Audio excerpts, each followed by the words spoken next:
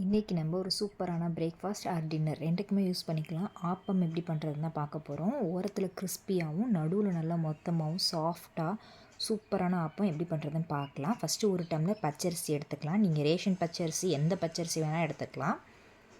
ஒரு டம்ளர் பச்சரிசிக்கு மேலே ஒரு கைப்பிடி அளவு உளுந்து கரெக்டாக இருக்கும். நான் இது மாதிரி 2 பேட்சாக எடுத்துக்கிட்டேன். 2 டம்ளர் பச்சரிசி, இது மாதிரி 2 கைப்பிடி உளுந்து. அப்புறம் அது நல்லா ப்ரௌன் கலர் ஆகிறதுக்காக வெந்தயம் ஆட் பண்ணிவிட்டு தண்ணி ஊற்றி அது மூழ்கிற அளவுக்கு நல்லா தண்ணி ஊற்றி 4-5 டைம் நல்லா வாஷ் பண்ணி எடுத்துக்கலாம்.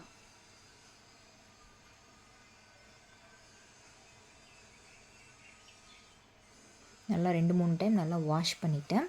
அதுக்கப்புறம் நல்ல தண்ணி ஊற்றி மூடி வச்சிடலாம். இது ஆப்பத்துக்குங்கிறதுனால ஒரு 3 மணி நேரம் நல்லா ஊறட்டும். நம்ம அரைக்க போகிறதுக்கு 5 நிமிஷம் முன்னாடி அவுல், சிவப்பு அவுல் இல்லைனா வெள்ளை அவுல், எந்த அவுல் வேணால் எடுத்துக்கலாம். எதுக்காக இந்த அவுல் எடுக்கிறோன்னா, அந்த ஆப்பம் நல்லா செம்மையாக ஸ்பாஞ்ச் மாதிரி வரத்துக்கு இந்த அவுல் நல்லா ஹெல்ப் பண்ணும். 5 நிமிஷத்துக்கு முன்னாடி இந்த அவுலை ஊற வச்சிடலாம்.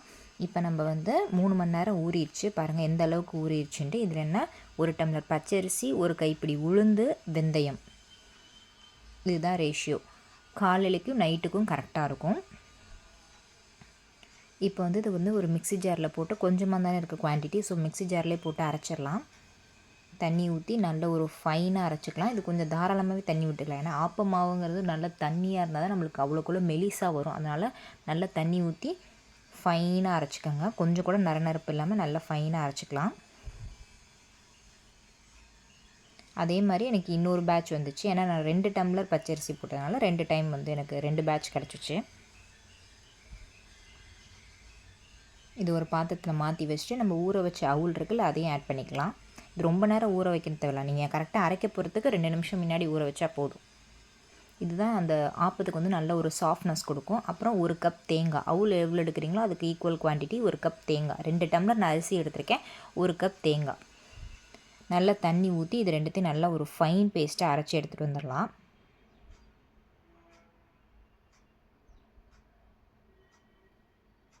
நல்லா அரைச்சாச்சு. இப்போ அதையும் இதில் ஆட் பண்ணிக்கலாம். காலையில் ஆட்டி வச்சிங்கன்னா ஃபர்மெண்ட் ஆகட்டும். நைட்டு டின்னருக்கு யூஸ் பண்ணிக்கலாம். இதுக்கு தேவையான அளவு கல் உப்பு போட்டு மாவு போட்டு நல்லா கரைச்சிடலாம்.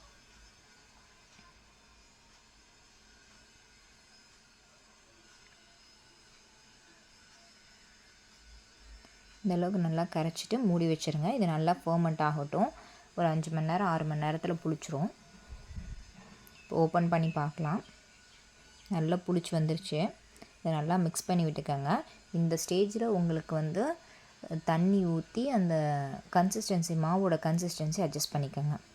நல்லா கொஞ்சம் தண்ணியாகவே இருக்கட்டும். அப்போ தான் ஆப்பம் நல்லா கிறிஸ்பியாக மெலிசாக வரும். நீங்கள் ரொம்ப கெட்டியாக அந்த ஆப்பம் சட்டியில் ஊற்ற ஆரம்பிச்சிட்டிங்கன்னா ஆப்பம் நல்லா மொத்தமாயிரும். இப்போ அந்த பேன் நல்லா ஹீட் ஆனதுக்கப்புறம் 1.5 கரண்டி மாவு எடுத்து அதில் ஊற்றிட்டு இந்த மாதிரி அழகாக ஸ்ப்ரெட் பண்ணி விடுங்க. ஸ்ப்ரெட் பண்ணி விட்டால் தான் நல்லா மெலிசாக கிடைக்கும் நம்மளுக்கு ஆப்பம். நடுவில் மட்டும் மொத்தமாக இருக்கும். மிச்சம் இருக்க மாவு அப்படியே நடுவில் கொண்டு வர மாதிரி நல்லா ஸ்ப்ரெட் பண்ணி விட்டுக்கோங்க.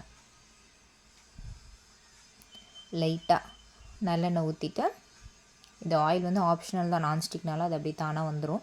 மூடி வச்சுட்டு ஒரு 5 நிமிஷம் வெயிட் பண்ணுங்கள். சிம்லேயே வைங்க. ரொம்ப ஹையில் வச்சுட்டா அந்த கலர் சேஞ்ச் ஆகிடும். சிம்லேயே வச்சிடலாம். இந்த மாதிரி ஒரு ப்ரௌனிஷ் கலர் அழகாக கிடைக்கும். நல்லா சாஃப்டாக இருக்கும். உங்களுக்கு பார்க்கும்போதே தெரியும் நல்லா சாஃப்டாக வந்திருக்கு பாருங்கள்.